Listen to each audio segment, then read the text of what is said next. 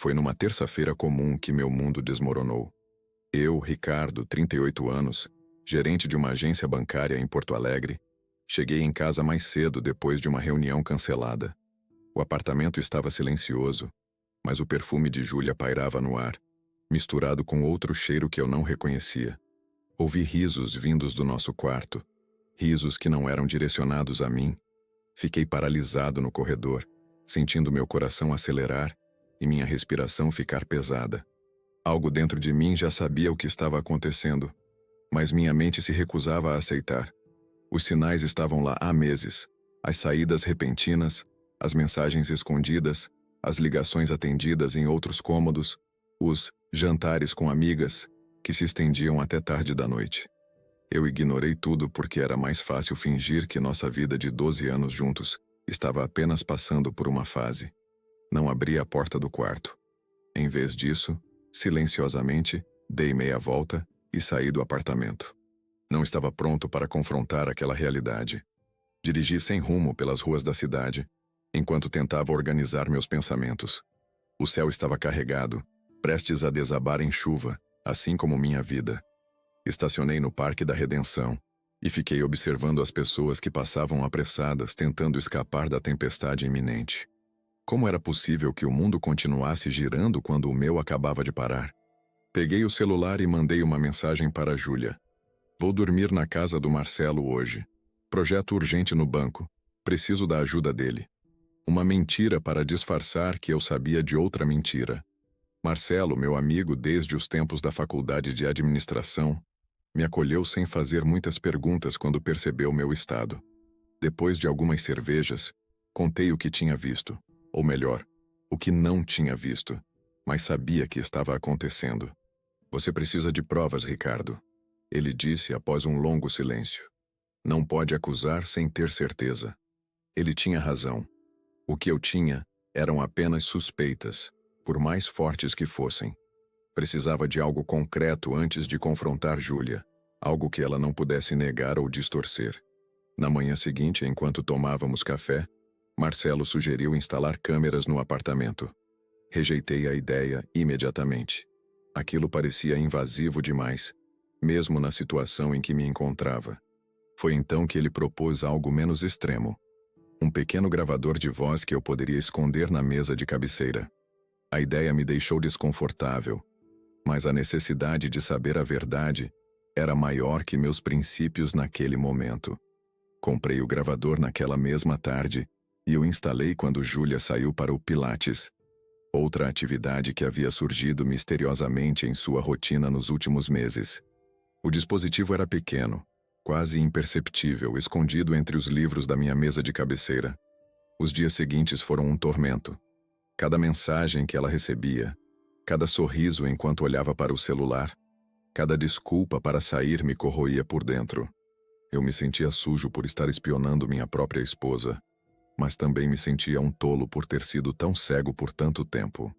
Na sexta-feira, após 3 dias de agonia, Júlia anunciou que passaria o sábado inteiro em um workshop de marketing digital, sua nova área de interesse desde que começara a trabalhar na agência de publicidade. Assenti calmamente, fingindo acreditar, enquanto por dentro meu estômago se contorcia. Assim que ela saiu de casa no sábado pela manhã, corri para o gravador. Minhas mãos tremiam tanto que deixei o pequeno dispositivo cair várias vezes antes de conseguir conectá-lo ao meu notebook. Respirei fundo e apertei o play. As primeiras gravações eram banais. Júlia falando ao telefone com sua mãe, o barulho do secador de cabelo, o som da televisão. Mas então, uma gravação da quarta-feira à tarde me fez congelar. Não posso falar muito, ele pode chegar a qualquer momento. A voz de Júlia soava ansiosa. Sim, sábado está confirmado.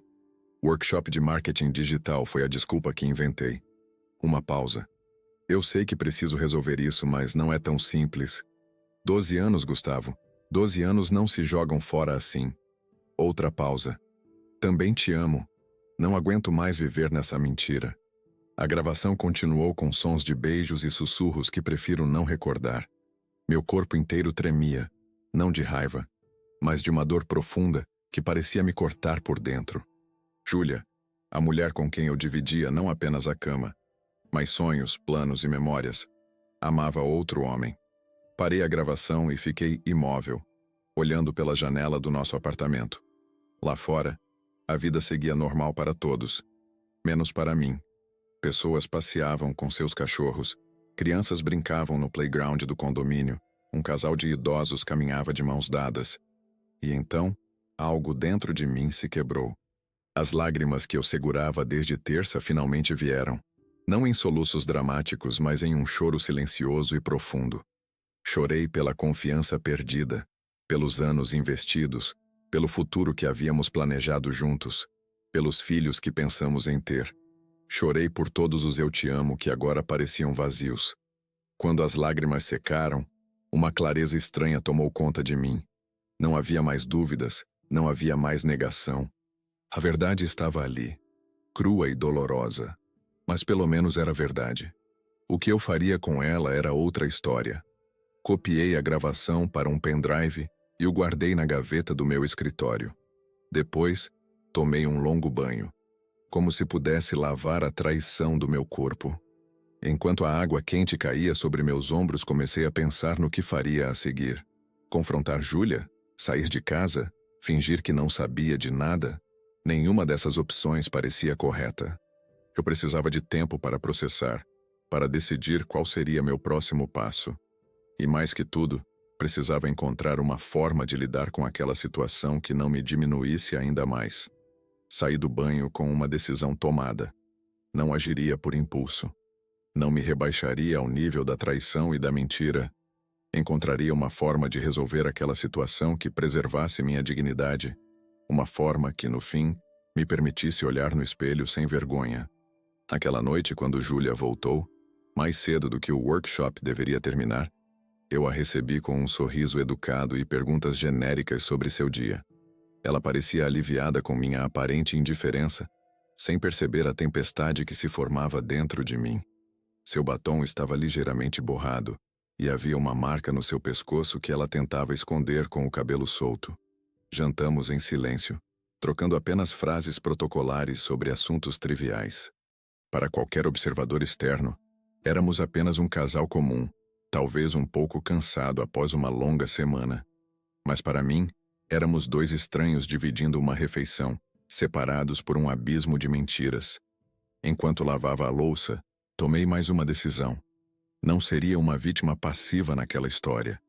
Encontraria uma forma de responder àquela traição, não com mais mágoa ou violência, mas com algo que restaurasse meu poder na situação. Algo que me permitisse seguir em frente, independentemente do que acontecesse com nosso casamento. E foi assim, entre o tinir dos pratos e o barulho da água corrente, que comecei a traçar meu plano. O domingo amanheceu com uma chuva fina e persistente, daquelas que parecem refletir exatamente o que sentimos por dentro. Júlia ainda dormia quando me levantei e preparei um café reforçado. Sentei-me à mesa da cozinha, observando as gotas escorrerem pela janela enquanto organizava meus pensamentos. Decidi que manteria meu conhecimento em segredo por enquanto. Precisava entender melhor a extensão daquela traição, quem era esse tal de Gustavo e há quanto tempo aquilo estava acontecendo. Mais importante ainda, precisava entender o que eu mesmo queria fazer com essa informação. Confrontá-la imediatamente significaria perder o elemento surpresa, e algo me dizia que eu precisaria dele. Os dias que se seguiram foram um exercício de autocontrole. Durante o dia, no banco, mergulhava no trabalho com uma intensidade que surpreendeu até meu chefe Carlos. "Ricardo, você está bem? Nunca te vi tão focado", ele comentou numa tarde, enquanto revisávamos os relatórios trimestrais. Sorri e respondi que estava apenas motivado com o novo projeto. A verdade é que o trabalho era meu único refúgio da realidade que me esperava em casa. À noite mantinha uma fachada de normalidade que às vezes me assustava. Conversava com Júlia sobre assuntos triviais, assistíamos séries juntos e até fizemos amor 2 vezes naquela semana. Um ato que agora me parecia uma estranha mistura de desejo, raiva e necessidade de afirmação. Cada toque, cada beijo tinha um gosto amargo de despedida. Enquanto isso, continuava coletando evidências. Instalei um aplicativo em meu celular que recuperava mensagens apagadas. Uma medida extrema que nunca pensei que tomaria. Foi assim que descobri que Gustavo era o novo diretor criativo da agência onde Júlia trabalhava. Um homem de 42 anos, divorciado, e pelo que pude ver nas fotos de redes sociais, com aquele tipo de charme despreocupado que sempre admirei e nunca consegui cultivar. Numa quinta-feira, 10 dias após minha descoberta inicial, tive uma ideia.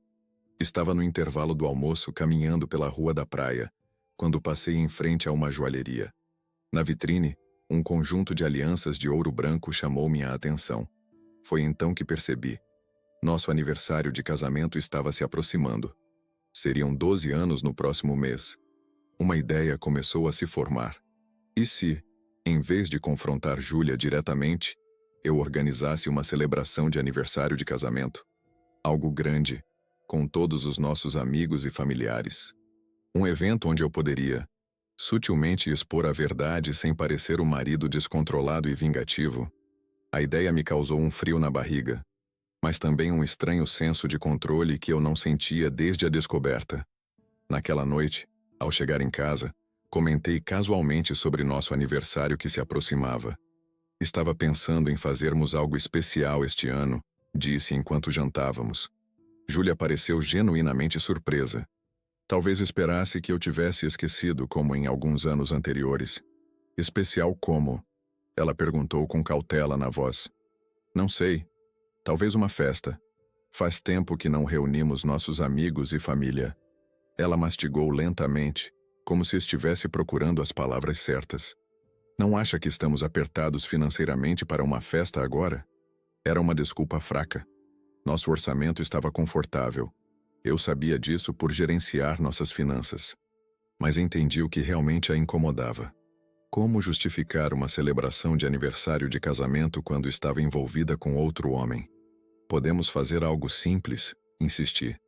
Talvez um churrasco aqui no condomínio. Acho importante celebrarmos esses 12 anos. Júlia finalmente concordou, ainda que sem entusiasmo. Perguntei-me se ela estaria pensando em como contar a Gustavo sobre isso, ou se já planejava uma forma de escapar da celebração. Nos dias seguintes comecei os preparativos. Criei um evento no Facebook convidando amigos próximos e familiares. Reservei o salão de festas do condomínio. Encomendei comes e bebes. Cada passo era executado com uma calma meticulosa que mascarava a tempestade interior. Continuei monitorando as comunicações de Júlia. Uma conversa em particular, 3 dias após anunciar a festa, me chamou a atenção. Não posso cancelar agora. Ele está muito animado, escreveu ela para Gustavo. Quanto tempo mais vamos continuar assim? Achei que você iria contar a ele depois do fim de semana no litoral. Eu sei, mas não é tão simples. Preciso do momento certo.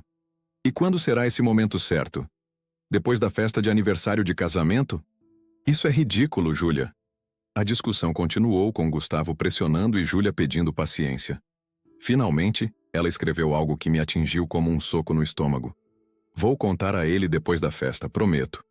Só preciso desse último momento com nossa vida como ela é. Por favor, entenda.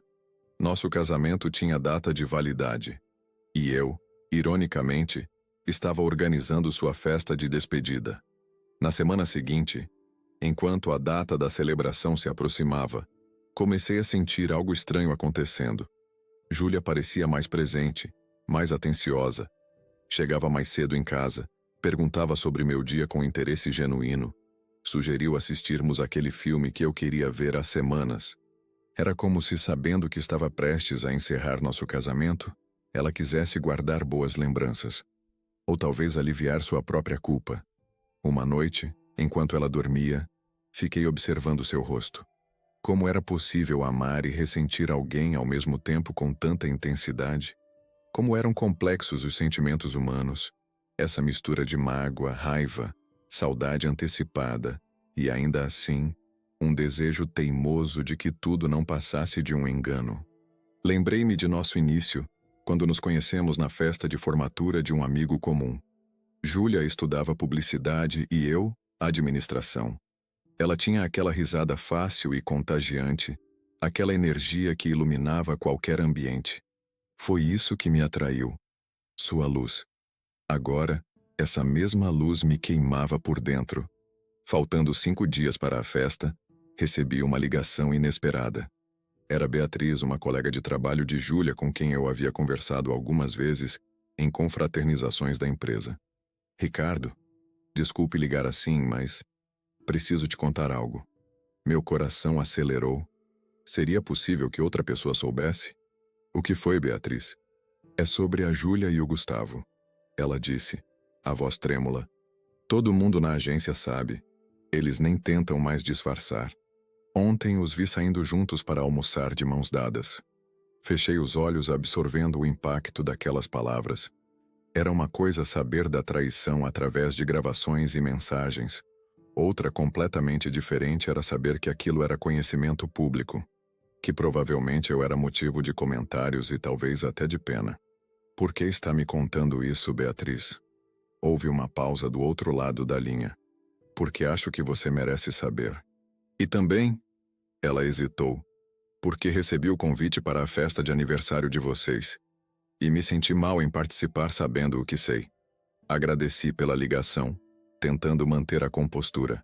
Depois de desligar, fiquei imóvel por vários minutos, olhando para o nada. A humilhação pública era um novo elemento que eu não havia considerado. Quantas pessoas sabiam? Quantas conversas tinham sido interrompidas quando eu chegava?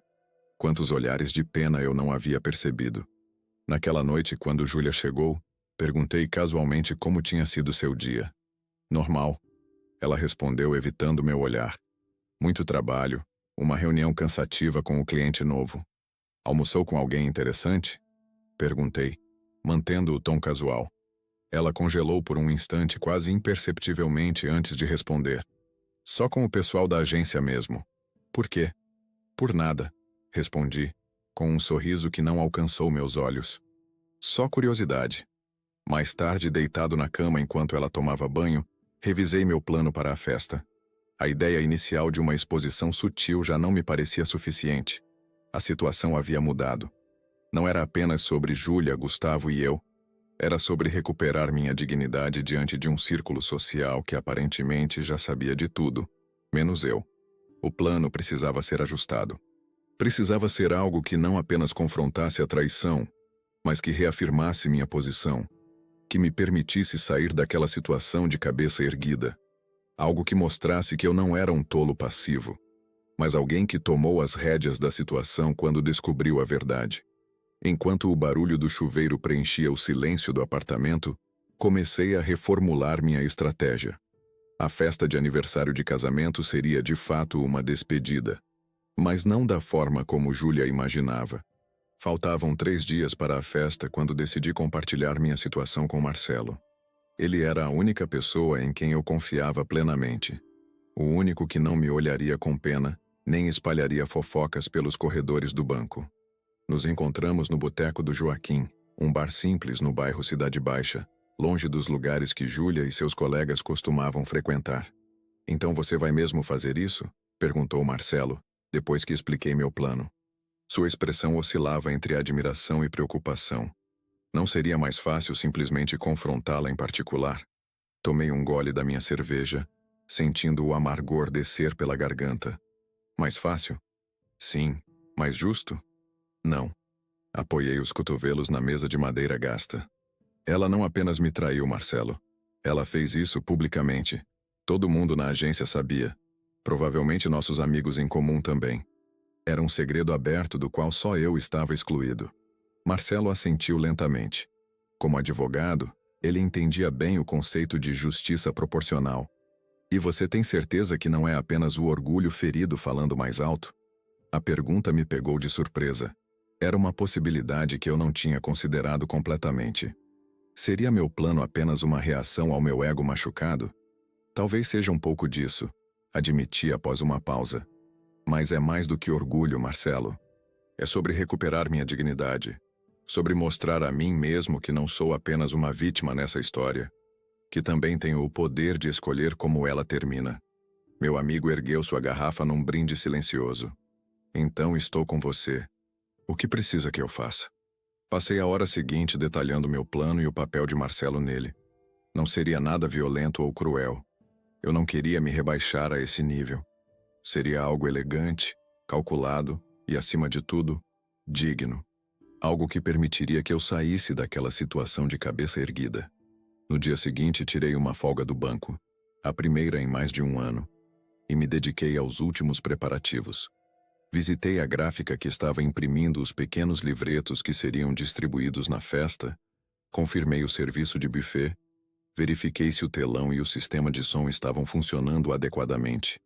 Cada detalhe era importante. Também separei alguns pertences pessoais em uma mala discreta, que deixei no porta-malas do meu carro. Independentemente de como a festa terminasse, eu não voltaria para aquele apartamento naquela noite. À tarde, fui ao escritório de Doutora Paula, uma advogada recomendada por Marcelo, especializada em direito familiar. Levei comigo cópias das gravações e mensagens, além de outros documentos importantes, extratos bancários, escrituras, apólices de seguro. Ela ouviu minha história com uma expressão neutra, profissional, fazendo anotações ocasionais. O senhor está ciente de que essas gravações podem não ser aceitas como prova em um processo judicial por terem sido obtidas sem o consentimento de sua esposa? Ela perguntou após eu terminar meu relato. Não quero usar isso para prejudicá-la legalmente. São apenas evidências para minha própria certeza. Doutora Paula assentiu, aparentemente aprovando minha abordagem. Neste caso, posso preparar os documentos para uma separação consensual, que poderão ser ajustados para um divórcio litigioso se necessário. Quando pretende apresentá-los à sua esposa? Depois da festa, respondi. Mas preciso que estejam prontos antes. Estarão, ela garantiu, estendendo a mão para um aperto firme. E Ricardo, já passei por casos semelhantes. O que está planejando fazer na festa? Tem certeza? Sustentei seu olhar. Absoluta. Na manhã do grande dia, acordei antes de Júlia e preparei um café da manhã caprichado. Ovos mexidos, pão fresquinho que havia comprado na padaria da esquina, suco de laranja natural, café forte. Era um gesto final de civilidade, uma despedida silenciosa da vida que tínhamos compartilhado. Quando ela entrou na cozinha, ainda sonolenta, pareceu surpresa com o café arrumado na mesa. Tudo isso para mim? Perguntou sorrindo. Para nós? Corrigi suavemente. É um dia especial, afinal. Sentamos e comemos em um silêncio relativamente confortável, como nos velhos tempos. Por um breve momento, permiti-me imaginar uma realidade alternativa, onde aquela cena seria genuína, onde não haveria traições nem vinganças, apenas um casal celebrando mais um ano juntos. Estou animada para a festa, disse Júlia, interrompendo meus pensamentos. Havia uma nota de ansiedade em sua voz que só eu, conhecendo a verdade, poderia detectar. Eu também, respondi com um sorriso que não alcançava meus olhos. Vai ser inesquecível. Passei a tarde nos últimos preparativos. O salão de festas do condomínio estava lindamente decorado com flores brancas e azuis, as cores do nosso casamento.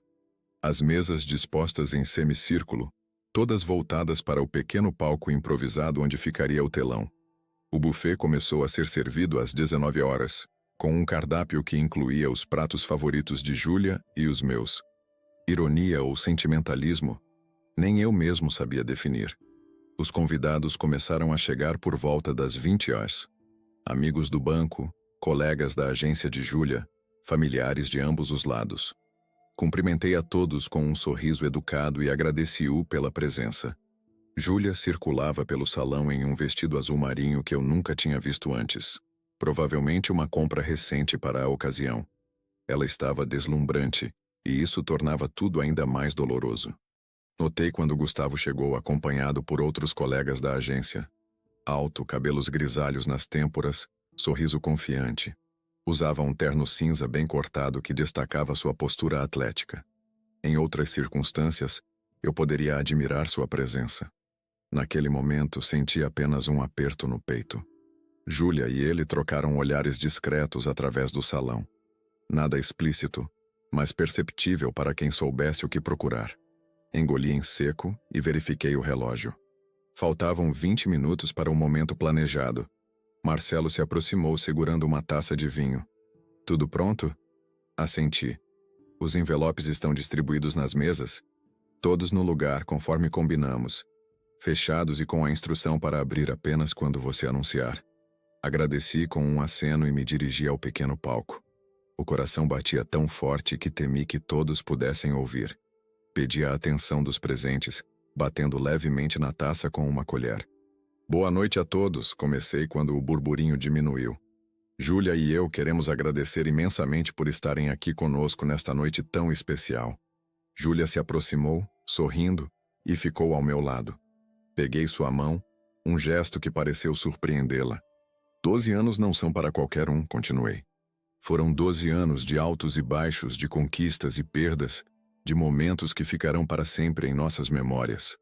Algumas pessoas assentiram, outras levantaram suas taças em um brinde silencioso.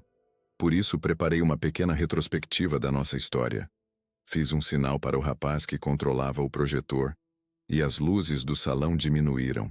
No telão, começaram a passar fotos nossas, o início do namoro, viagens, a cerimônia de casamento, aniversários, momentos cotidianos. Uma trilha sonora especialmente selecionada acompanhava as imagens, músicas que marcaram nossa história. Vi Júlia enrijecer ao meu lado quando reconheceu a música que tocava no carro quando nos beijamos pela primeira vez. Então, as fotos começaram a mudar. Apareceram capturas de tela de mensagens entre ela e Gustavo, cuidadosamente editadas para mostrar apenas o conteúdo romântico, sem as partes mais íntimas. Ouvi a respiração de Júlia se tornar irregular. Suas unhas se cravaram na palma da minha mão. Também gostaria de agradecer a uma pessoa especial, continuei, mantendo a voz firme. Alguém que entrou recentemente em nossas vidas e mudou tudo. Virei-me diretamente para Gustavo, que parecia ter sido atingido por um raio. Obrigado por me mostrar que nem tudo é o que parece. O silêncio no salão era absoluto. Todos os olhares alternavam entre mim, Júlia e Gustavo. Agora, prossegui. Gostaria que todos abrissem os envelopes que encontraram em suas mesas. Houve um farfalhar de papel enquanto os convidados, confusos, abriam os envelopes. Dentro de cada um, havia uma carta em que eu explicava, de forma respeitosa e sem detalhes sórdidos, que estava anunciando o fim do meu casamento com Júlia. Não havia acusações diretas, apenas a constatação de que nossos caminhos haviam se separado e que eu escolhia seguir em frente com dignidade. Como podem ver, concluí voltando a olhar para a plateia atônita. Esta não é uma celebração de aniversário de casamento. É uma celebração de honestidade e de novos começos. Soltei a mão de Júlia, que tremia visivelmente. Não guardo rancor, disse, olhando diretamente para ela. Guardei por tempo suficiente, mas agora escolho me libertar. Escolho seguir em frente. Escolho a verdade em vez das aparências. Virei-me para os convidados. Obrigado por terem sido testemunhas desta jornada, tanto do início quanto do fim. O buffet continuará servido. A bebida é por minha conta. Aproveitem a noite. Desci do palco enquanto um burburinho crescente tomava conta do salão. Júlia permaneceu paralisada, lágrimas correndo livremente pelo rosto maquiado. Gustavo parecia não saber se devia se aproximar ou sair correndo. Marcelo veio ao meu encontro, colocando a mão em meu ombro em um gesto silencioso de apoio. Caminhamos juntos até a saída do salão enquanto eu sentia dúzias de olhares nas minhas costas. "Para onde agora?" perguntou ele, quando chegamos ao estacionamento. Olhei para o céu noturno de Porto Alegre, pontilhado de estrelas.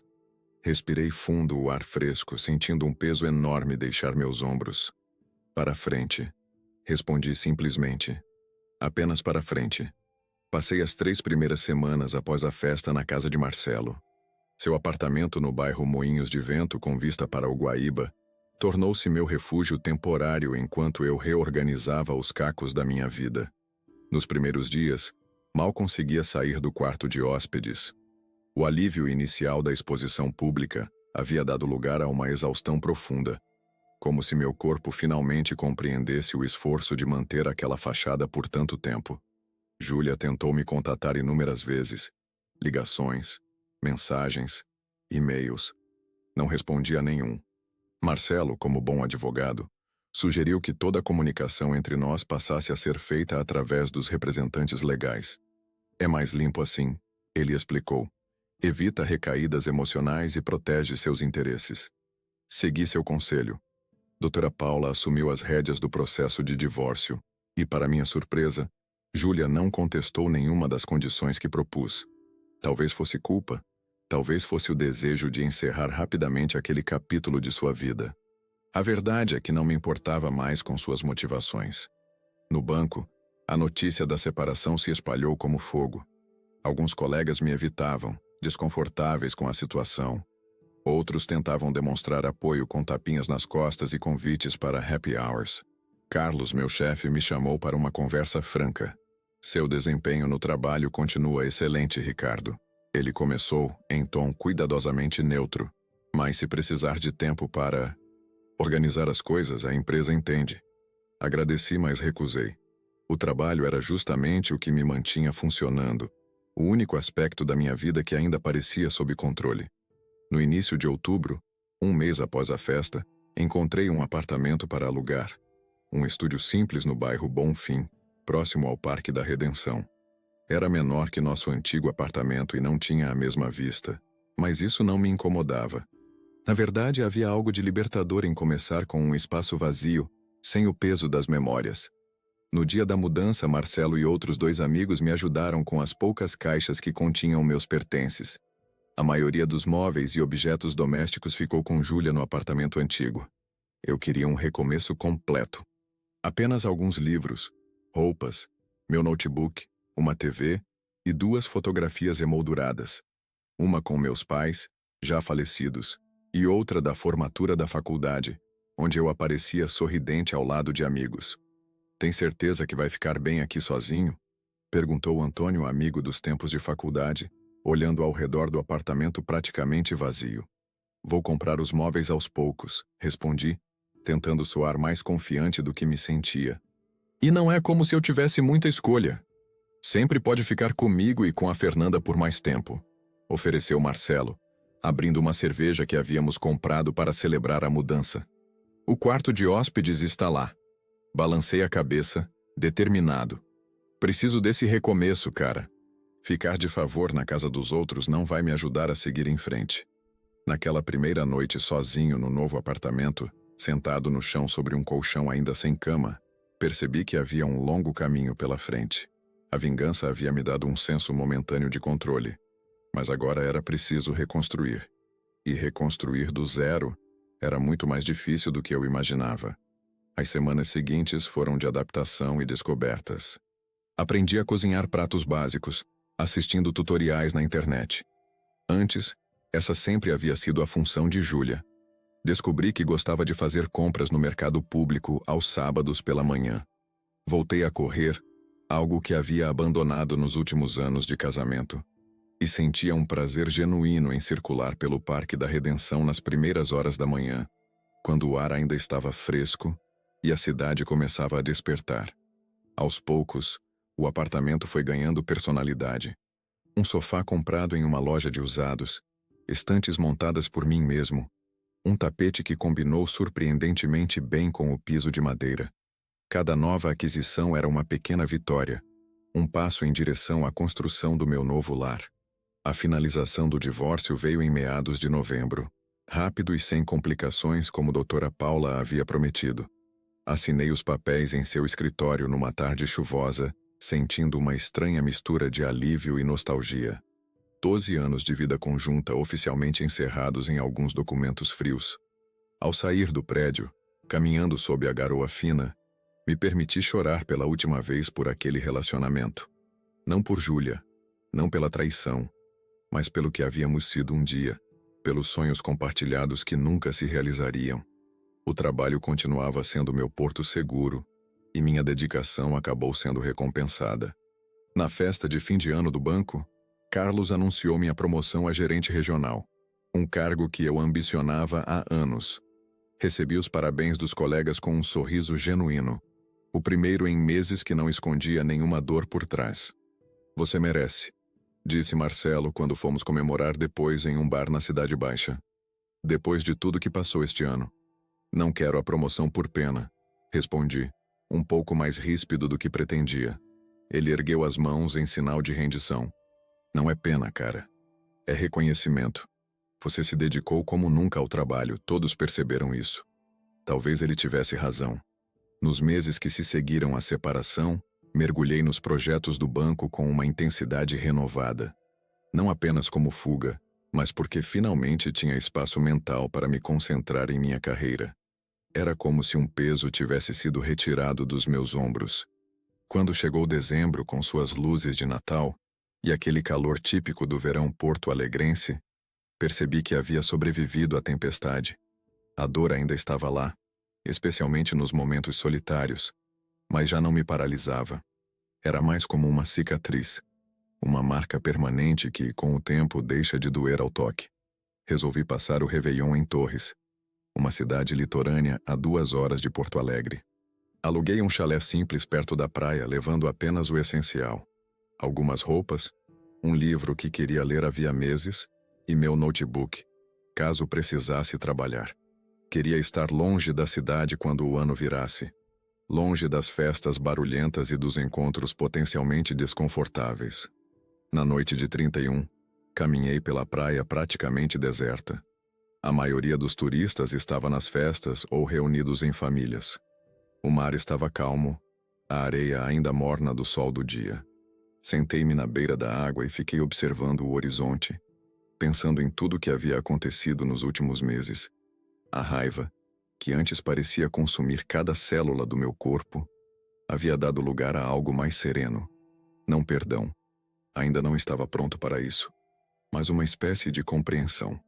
Júlia e eu não éramos vilões nem heróis nessa história, apenas pessoas imperfeitas que haviam se perdido ao longo do caminho. À meia-noite, enquanto os fogos explodiam no céu e gritos de Feliz Ano Novo ecoavam pela praia, senti lágrimas silenciosas escorrerem pelo meu rosto. Não eram lágrimas de tristeza, mas de alívio. Eu havia sobrevivido ao pior ano da minha vida e ainda estava de pé. Machucado, transformado, mas de pé. Voltei para Porto Alegre 2 dias depois, sentindo-me estranhamente renovado. O apartamento, que antes parecia um símbolo da minha solidão, agora me recebia como um lar. Meu espaço, minhas regras, meu refúgio. Em meados de janeiro, Antônio me convidou para uma festa de aniversário. Minha primeira reação foi recusar. Ainda não me sentia confortável em eventos sociais onde poderia encontrar pessoas do meu antigo círculo. Mas algo em seu tom insistente me fez reconsiderar. Vai ser pequeno, só amigos próximos, ele garantiu. Além disso, tem alguém que quero que você conheça. Não estou pronto para conhecer ninguém, Antônio. Avisei, já imaginando alguma tentativa de me empurrar para um relacionamento. Não é nada disso, ele riu. É a irmã da Fernanda que está passando uma temporada aqui. Ela é arquiteta, acabou de se mudar de São Paulo e não conhece muita gente na cidade. Pensei que vocês poderiam trocar umas ideias sobre a decoração do seu apartamento. Sem segundas intenções, prometo. Acabei concordando, mais para calar a boca do meu amigo do que por real interesse. Na noite da festa, vesti uma camisa azul que havia comprado recentemente. Parte do meu esforço para renovar não apenas o ambiente, mas também minha aparência. Olhei-me no espelho e pela primeira vez em meses não vi o reflexo de um homem derrotado. O táxi me deixou em frente à casa de Antônio por volta das 9 da noite. Podia ouvir a música e as conversas animadas vindo de dentro. Respirei fundo, ensaiei um sorriso que não parecesse forçado e toquei a campainha. Estava na hora de reaprender a viver. A festa na casa de Antônio estava mais cheia do que eu esperava. Rostos conhecidos e desconhecidos se misturavam na sala ampla, decorada com balões e luzes coloridas. Fernanda veio me receber logo na entrada, com um abraço caloroso que me pegou de surpresa. Que bom que você veio, Ricardo. Achamos que ia dar para trás no último minuto. Sorri, tentando parecer mais à vontade do que realmente estava. Quase dei, mas decidi que já fiquei tempo demais escondido. Ela me conduziu pela sala, apresentando-me a algumas pessoas que eu não conhecia. Amigos do trabalho dela, pelo que entendi. Notei alguns olhares curiosos, cochichos discretos quando eu passava. Minha história provavelmente havia circulado, transformada em fofoca de festa. Respirei fundo e segui em frente, determinado a não deixar isso estragar minha noite. Antônio surgiu da cozinha carregando uma bandeja com caipiras coloridas. Finalmente, pensei que você tinha se perdido no caminho. Pega uma bebida, relaxa, a noite é longa. Ele fez uma pausa olhando ao redor. A Helena deve estar por aí. Vou procurar ela para te apresentar. Peguei uma caipirinha de limão e caminhei até a varanda, buscando um pouco de ar. A noite estava agradavelmente morna, típica de janeiro em Porto Alegre. Do lado de fora, a música chegava mais abafada, permitindo que eu organizasse meus pensamentos. Fazia tanto tempo que não socializava daquele jeito que me sentia como um adolescente desajeitado na primeira festa. Também fugindo da multidão, a voz feminina me fez virar. Uma mulher estava sentada em um banco de madeira no canto da varanda, parcialmente ocultada por um vaso de plantas. Ela tinha cabelos escuros presos em um coque despretensioso, olhos amendoados e um sorriso discreto. Usava um vestido simples, verde escuro, que contrastava com sua pele clara. Não exatamente fugindo, respondi, caminhando em sua direção. Digamos que estou reaprendendo a arte da socialização. Ela riu, um som leve que me fez sorrir involuntariamente. Somos dois, então. Não sou muito boa em festas cheias de desconhecidos. Você conhece os anfitriões? Fernanda é minha irmã. Estou hospedada com ela enquanto procuro um apartamento. Ela estendeu a mão. Helena. Ricardo. Respondi, apertando sua mão. Antônio é meu amigo desde os tempos da faculdade. Seus olhos se iluminaram com um brilho de reconhecimento. Ah, então você é o Ricardo. Antônio falou muito sobre você. Ela fez uma pausa, parecendo subitamente constrangida. Desculpe, não quis ser indiscreta. Senti meu rosto esquentar. O que exatamente Antônio havia contado sobre mim? Sobre o divórcio? Sobre a festa de aniversário de casamento? Tudo bem, respondi, tentando manter a voz casual. Espero que pelo menos 10% seja verdade e o resto, exageros típicos do Antônio. Helena sorriu, parecendo aliviada com minha reação. Ele disse que você está ajudando na reforma da casa deles, que entende bastante de construção. Ri, genuinamente divertido. Isso é um exagero monumental. Ajudei a pintar uma parede, e aparentemente isso me transformou em arquiteto nas histórias do Antônio. E o que você realmente faz quando não está pintando paredes? Ela perguntou, indicando o espaço ao seu lado no banco. Sentei-me, agradecendo silenciosamente por uma conversa normal, que não envolvesse olhares de pena ou perguntas desconfortáveis sobre meu passado recente. Trabalho em um banco. Fui recentemente promovido a gerente regional. Parabéns pela promoção. Ela ergueu seu copo num brinde improvisado e tocamos nossas bebidas. É um trabalho que você gosta? A pergunta me pegou de surpresa. Poucas pessoas perguntavam isso. A maioria assumia que, se eu continuava no mesmo emprego há anos, devia gostar dele. Na maior parte do tempo, sim, respondi honestamente. Gosto da estabilidade, da estrutura. Mas ultimamente tenho me perguntado se é isso que quero para o resto da vida. Crise de meia-idade? Ela brincou. Mais como uma reavaliação forçada de prioridades. Corrigi, sem entrar em detalhes. E você? Antônio mencionou que é arquiteta? Helena assentiu, tomando um gole de sua bebida antes de responder. Trabalhei por 6 anos em um grande escritório em São Paulo. Projetos enormes, prédios comerciais, shopping centers, prestígio, bom salário, horas intermináveis. Ela fez uma pausa, olhando para o céu estrelado acima de nós. Há 3 meses percebi que estava vivendo no automático, trabalhando para pagar um apartamento onde mal ficava, acumulando dinheiro para uma aposentadoria distante, deixando a vida passar. E então decidiu mudar para Porto Alegre? Decidi recomeçar. Ela corrigiu. Porto Alegre foi circunstancial. Minha irmã está aqui. O custo de vida é menor, o ritmo mais humano. Ela sorriu, um sorriso sereno que iluminou seu rosto. Agora estou montando meu próprio escritório. Projetos menores, casas, reformas, coisas com alma. Algo na forma como ela falava sobre recomeço ressoou profundamente em mim. Também era isso que eu buscava, não? Um novo começo. Uma vida com mais autenticidade. Nossa conversa fluiu naturalmente por temas variados. Descobrimos um gosto comum por literatura brasileira. Ela estava lendo Rubem Fonseca. Eu acabara de terminar um romance de Milton Ratum. Discutimos nossos lugares favoritos em Porto Alegre, e ela me contou sobre cantos de São Paulo que eu deveria conhecer se um dia visitasse a cidade. Em determinado momento, Antônio apareceu na varanda, segurando uma garrafa de vinho. "Finalmente vocês se encontraram", exclamou, parecendo absurdamente satisfeito consigo mesmo. "Estava procurando vocês pela casa inteira."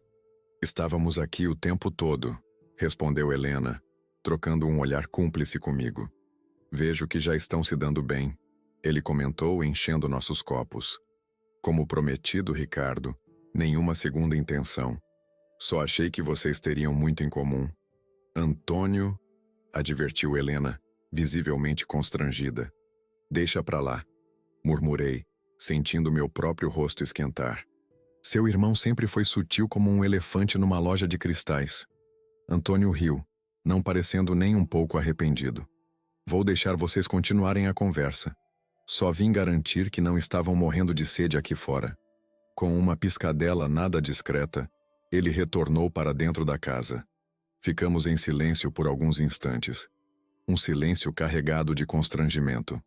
"Desculpe pelo meu irmão", disse Helena finalmente. "Ele acha que pode consertar a vida de todo mundo." "Antônio sempre foi assim", respondi, tentando aliviar o clima. "Mas ele tem boas intenções." Helena se virou para me encarar diretamente. "Ele me contou sobre o seu divórcio.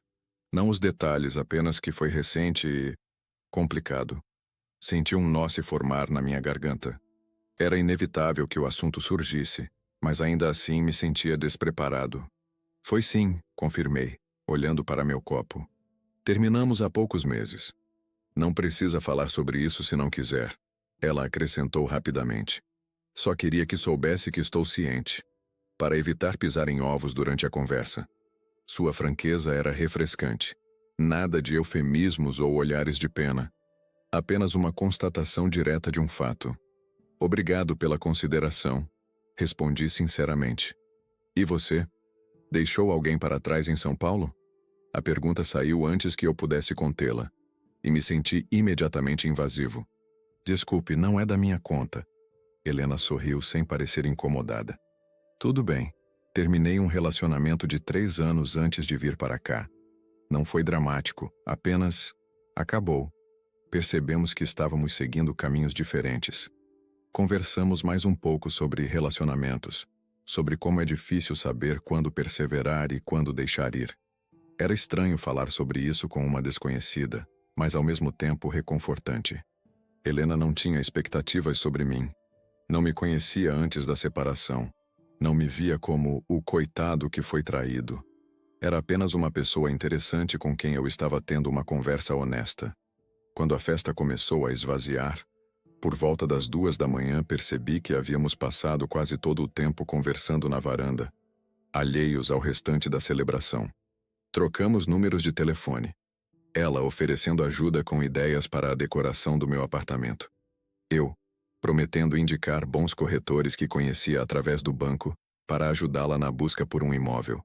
No táxi de volta para casa, me peguei sorrindo sem motivo aparente.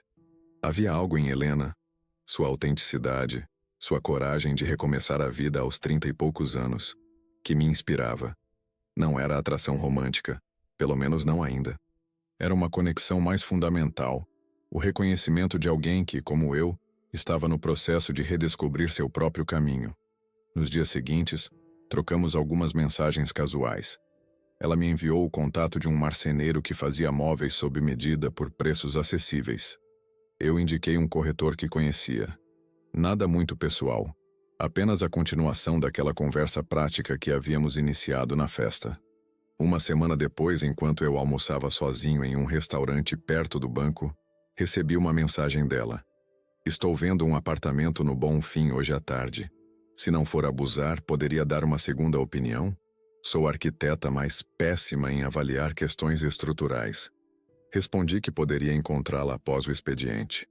Por alguma razão, a perspectiva de vê-la novamente me deixou ansioso de um jeito que não sentia há muito tempo.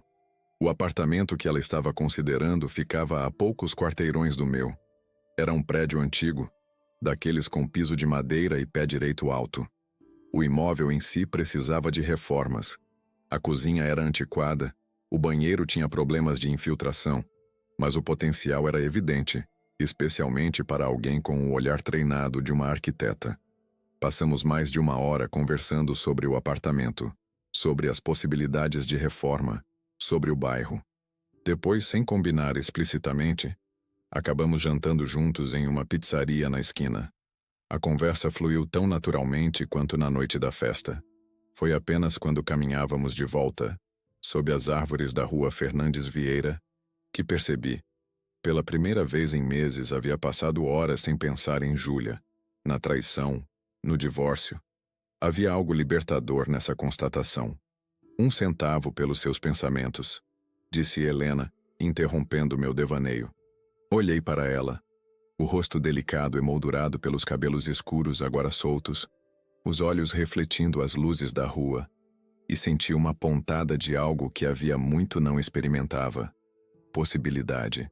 Estava pensando, respondi lentamente, que talvez os recomeços sejam menos sobre esquecer o passado e mais sobre encontrar novas histórias para contar.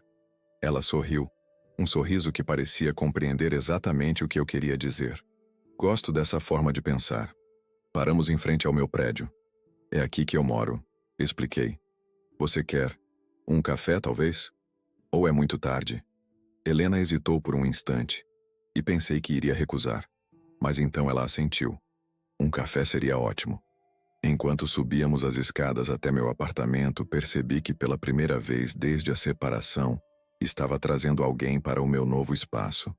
Não qualquer pessoa, mas alguém que de alguma forma inexplicável, parecia entender o processo de desconstrução e reconstrução que eu estava vivendo. Bem-vinda ao meu humilde recomeço, disse, abrindo a porta. Helena e eu começamos uma amizade que cresceu naturalmente ao longo das semanas seguintes. Ela acabou alugando o apartamento que vimos juntos, e como morávamos a poucas quadras de distância, nos encontrávamos com frequência. Às vezes para tomar um café na padaria da esquina, outras vezes para uma caminhada no Parque da Redenção nos fins de semana. Não havia pressão, nem expectativas. Apenas 2 pessoas que apreciavam a companhia uma da outra. Ela me consultava sobre as reformas do apartamento. Eu pedia sua opinião sobre os móveis que estava comprando para o meu. Desenvolvemos uma rotina confortável, compartilhando descobertas sobre nosso bairro. O pequeno restaurante japonês escondido em uma rua lateral. A livraria de usados com um acervo impressionante. O café com a melhor média da cidade. Fernanda e Antônio nos provocavam sempre que podiam, sugerindo que havia algo mais entre nós. Ignorávamos as insinuações, confortáveis na dinâmica que havíamos estabelecido. Não falávamos sobre romance ou relacionamentos. Era como se tivéssemos um acordo tácito. Ambos ainda estávamos cicatrizando, cada um à sua maneira. E forçar algo além da amizade seria prematuro. Foi numa tarde de sábado, quando ajudava Helena a montar uma estante em seu apartamento recém-reformado, que meu passado voltou a me encontrar de forma inesperada.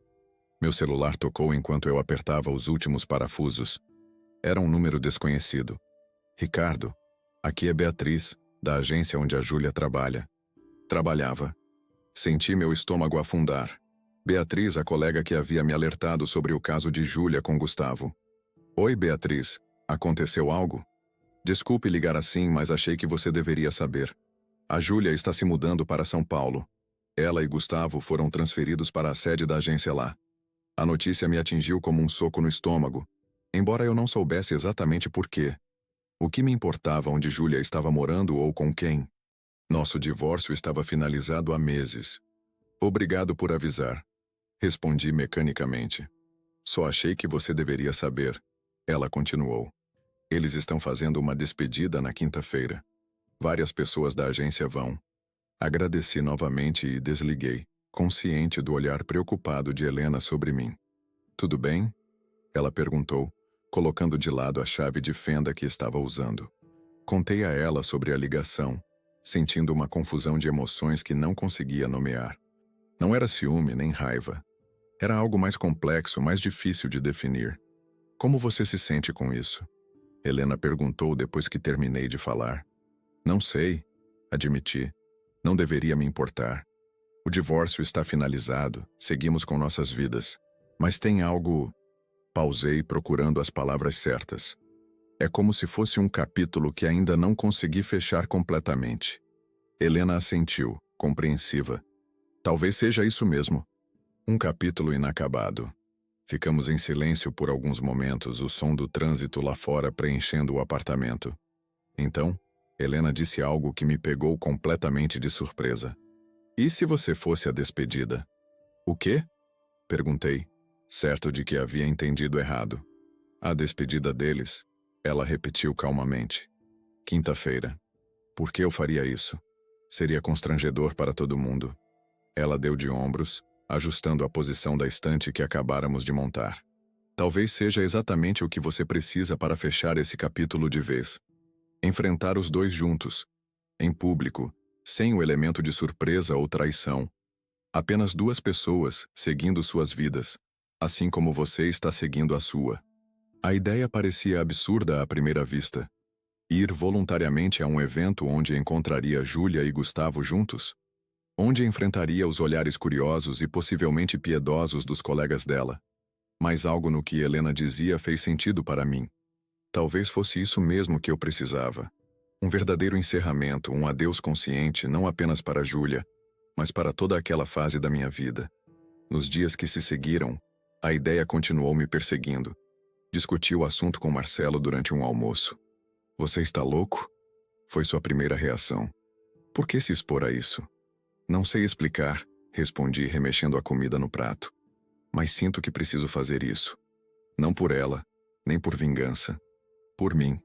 Marcelo me estudou por alguns instantes, seu olhar de advogado analisando cada nuance da minha expressão. Você realmente superou, não é? Ele perguntou finalmente. Não é sobre ela. É sobre você provar algo para si mesmo. Acho que sim, admiti. É como se precisasse me ver naquela situação para saber que realmente estou bem, que segui em frente. Meu amigo assentiu lentamente. Se é isso que você precisa, então vá. Mas não vá sozinho. Está se oferecendo como acompanhante? Brinquei. Não, ele respondeu seriamente. Estou sugerindo que convide Helena. A sugestão me pegou desprevenido. Por quê? Isso só tornaria tudo mais estranho. Pelo contrário, argumentou Marcelo. Mostraria que você realmente seguiu em frente. Não como uma provocação para a Júlia, mas como uma afirmação para você mesmo. Considerei suas palavras. Havia lógica nelas. Embora a ideia de misturar Helena com aquela parte do meu passado me deixasse desconfortável. Mas talvez fosse exatamente esse o ponto. Integrar passado e presente, em vez de mantê-los em compartimentos separados. Naquela noite, durante um jantar improvisado no meu apartamento, havia me aventurado a cozinhar uma massa com molho que surpreendentemente ficou comestível. Comentei casualmente com Helena sobre a ideia. Você realmente está pensando em ir? Ela perguntou genuinamente surpresa. Estou, confirmei. E estava pensando, você gostaria de ir comigo? Helena me olhou por um longo momento, seu garfo parado no ar. Você tem certeza? Não seria estranho? Provavelmente será, admiti. Mas sua ideia fez sentido para mim. Sobre fechar o capítulo, seguir em frente de verdade. E eu gostaria que você estivesse lá comigo. Fiz uma pausa, subitamente inseguro. Claro, se for confortável para você. Entendo perfeitamente se preferir não se envolver nesse drama.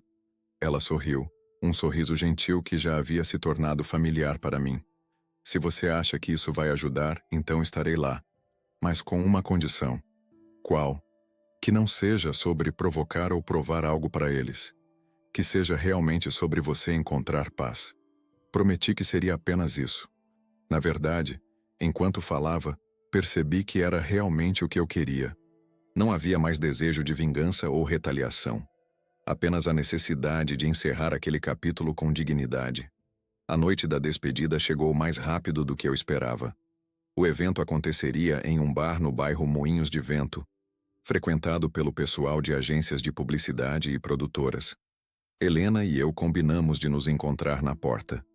Ela chegou pontualmente às 9, usando um vestido azul petróleo simples e elegante.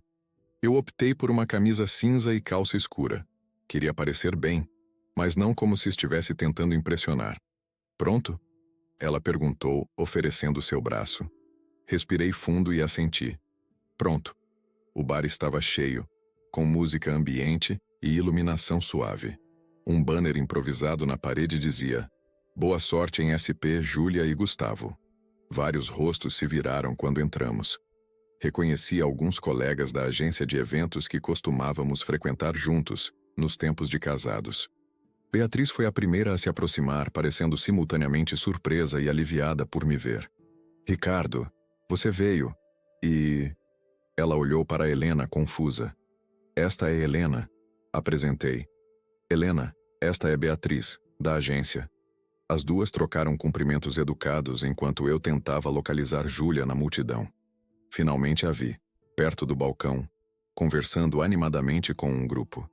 Gustavo estava ao seu lado, um braço casualmente apoiado em sua cintura. Eles pareciam felizes e à vontade. Júlia me viu no exato momento em que a avistei. Sua expressão congelou e pude ver a surpresa em seus olhos mesmo à distância. Ela disse algo para Gustavo, que também se virou para olhar. Por um instante o tempo pareceu suspender. Então, para minha surpresa, Júlia sorriu e acenou, um gesto cauteloso mas genuíno. Acenei de volta, sentindo uma calma estranha me envolver. Helena apertou levemente meu braço, um gesto silencioso de apoio. "Vamos cumprimentá-los", e sugeri, surpreendendo a mim mesmo com a naturalidade na voz. Caminhamos até onde o casal estava. O grupo ao redor dele se afastou discretamente, criando um espaço carregado de expectativa. "Oi, Júlia, Gustavo", cumprimentei, estendendo a mão. "Ricardo", Júlia respondeu, sua voz traindo um nervosismo que contradiz sua postura confiante. "Não esperava te ver aqui. Beatriz mencionou a despedida", expliquei. Achei que seria educado passar para desejar boa sorte. Virei-me para Helena. "Esta é Helena." "Prazer", disse Helena, com uma naturalidade que admirei. Júlia e Gustavo retribuíram o cumprimento, visivelmente desconfortáveis. Seguiu-se uma conversa breve e superficial, sobre São Paulo, sobre a mudança, sobre o novo escritório da agência. O tipo de conversa que se tem com conhecidos distantes, não com alguém que um dia jurou amor eterno. Em determinado momento, Júlia perguntou a Helena como nos conhecemos, claramente tentando entender qual era a nossa relação. "Através do Antônio e da Fernanda", Helena respondeu simplesmente, sem elaborar. A ambiguidade de sua resposta pairou no ar, mas ninguém tentou esclarecê-la. Não importava, percebi. O que Júlia pensava sobre minha vida atual não tinha mais relevância alguma para mim. Após alguns minutos, desejamos novamente boa sorte e nos afastamos. Pedi 2 cervejas no balcão e encontrei uma mesa vazia em um canto mais tranquilo. Helena me acompanhou em silêncio. "Como você está se sentindo?" ela perguntou depois que nos sentamos. Refleti por um momento antes de responder. "Em paz", disse finalmente. "É estranho. Achei que sentiria algo mais intenso. Raiva, ciúme, ressentimento. Mas é só... paz." Helena sorriu, um sorriso genuíno que iluminou seu rosto. "Isso é libertação, Ricardo. É o que acontece quando realmente seguimos em frente." Ficamos por mais 1 hora conversando em nossa própria bolha, enquanto a festa acontecia ao nosso redor. Não estava mais preocupado com quem estava nos observando ou o que estavam pensando. Em determinado momento, vi Júlia nos olhando de longe, uma expressão indecifrável no rosto. Nossos olhares se cruzaram brevemente e, pela primeira vez, não senti absolutamente nada. Nem dor, nem raiva, nem saudade. Apenas a tranquilidade de quem reconhece alguém do passado, sem que isso perturbe seu presente. Quando decidimos ir embora, cruzamos novamente com Júlia perto da saída. Ela estava sozinha, esperando algo ou alguém. "Ricardo", chamou quando passamos. "Posso falar com você 1 minuto?" Olhei para Helena, que assentiu discretamente e se afastou alguns passos, dando-nos privacidade. "Só queria dizer..." Júlia começou, a voz baixa para que só eu ouvisse. "Me desculpe. Por tudo." Pelo modo como aconteceu, pela humilhação, por não ter sido honesta desde o início. Observei seu rosto. Os mesmos olhos verdes, o mesmo nariz pequeno, os mesmos lábios finos que conheci por tantos anos. Mas agora era apenas um rosto, não mais o centro do meu universo. Está tudo bem, Júlia. Respondi sinceramente. De verdade. Espero que sejam felizes em São Paulo. Ela me estudou, como se procurasse algum sinal de sarcasmo ou amargura nas minhas palavras. Não encontrando nenhum, sorriu levemente. Obrigada. E você? Vocês parecem bem juntos. Não corrigi seu pressuposto sobre minha relação com Helena. Não importava mais o que Júlia pensava sobre minha vida. Cuide-se, disse simplesmente, e me afastei. Helena me esperava perto da porta. Saímos juntos para a noite morna de Porto Alegre, caminhando lado a lado sem pressa. Tudo bem? Ela perguntou quando já estávamos a uma quadra de distância do bar. Tudo ótimo, respondi. E percebi que era verdade. Ela se desculpou. E isso importa para você? Pensei por um momento. Não do jeito que imaginei que importaria. Não mudou o que aconteceu, mas de alguma forma, completou o círculo. Caminhamos em silêncio por mais algumas quadras, absorvendo a atmosfera noturna da cidade. A rua estava relativamente tranquila para uma quinta-feira, com apenas alguns bares ainda abertos e grupos ocasionais de jovens passando. Obrigado por ter vindo comigo, disse finalmente. Não teria sido o mesmo sozinho. Helena sorriu, aquele sorriso que já havia se tornado uma constante reconfortante na minha vida. Foi interessante. Como assistir ao final de um filme que você começou há muito tempo. Quando chegamos à esquina onde nossos caminhos se separariam, ela para a esquerda, eu para a direita, paramos. Havia algo diferente no ar entre nós. Uma expectativa silenciosa. Ricardo, ela disse suavemente. Aquilo que sua ex-esposa disse, sobre nós parecermos bem juntos. Senti meu coração acelerar. Era a primeira vez que qualquer um de nós mencionava diretamente a possibilidade de sermos mais que amigos. O que você acha? Perguntei surpreso com minha própria ousadia. Parecemos bem juntos? Helena me olhou longamente, seus olhos refletindo as luzes da cidade. Acho que sim, respondeu finalmente. Mas também acho que não devemos ter pressa. Ambos estamos reconstruindo nossas vidas, descobrindo quem somos fora dos relacionamentos que nos definiram por tanto tempo. Assenti, reconhecendo a sabedoria em suas palavras. Concordo. Não quero apressar nada. O que temos agora, esta amizade, esta conexão, é valioso demais para ser arriscado. Mas, ela acrescentou com um pequeno sorriso, isso não significa que não possamos explorar as possibilidades, com calma e cuidado. Retribuí seu sorriso, sentindo uma leveza que não experimentava há anos. Gosto dessa ideia. Nos despedimos com um abraço prolongado, diferente dos abraços rápidos que costumávamos trocar. Não havia urgência, apenas a certeza silenciosa de que haveria outros momentos, outras conversas, outros encontros. Enquanto caminhava para casa, sozinho sob as árvores da rua Fernandes Vieira, percebi que algo fundamental havia mudado dentro de mim. A história com Júlia, a traição, a dor, a vingança, tudo, finalmente havia se transformado no que realmente era. Apenas um capítulo encerrado, não mais a definição da minha vida. A verdadeira libertação, descobri, não estava em expor a traição, nem em me vingar publicamente, nem mesmo em receber um pedido de desculpas. Estava em finalmente entender que minha história continuava, com novas páginas em branco esperando para serem escritas. E talvez com uma nova pessoa ao meu lado enquanto as escrevia, não para preencher um vazio ou substituir o que foi perdido, mas para criar algo inteiramente novo.